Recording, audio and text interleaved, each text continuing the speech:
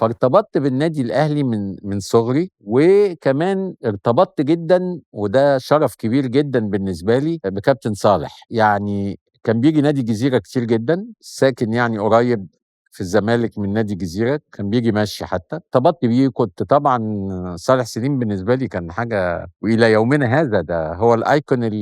أكبر أيكون في حياتي يعني، لدرجة لمّا هشام الله يرحمه وخالد كانوا صغيرين كده، كان عندنا جنينة كده في الزمالك، لكن كان بييجوا بالدادة بتاعتهم وأنا بالنسبة لي دول ولاد صالح سليم يعني، وبعدين طلبوني بقى في حاجتين يعني عشان أقصّر المسافات، طلبوني في سنة 94 أخُش في لجنة تنمية الموارد، بما إن أنا يعني في الmarketing كنت ليّا باعة شوية، طلبوا إن أنا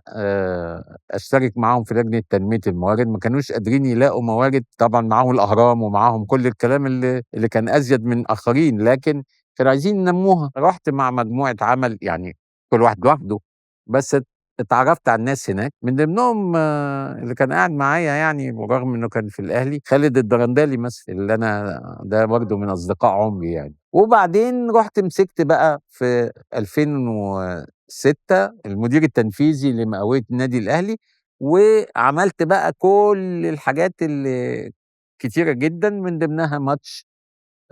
برشلونة.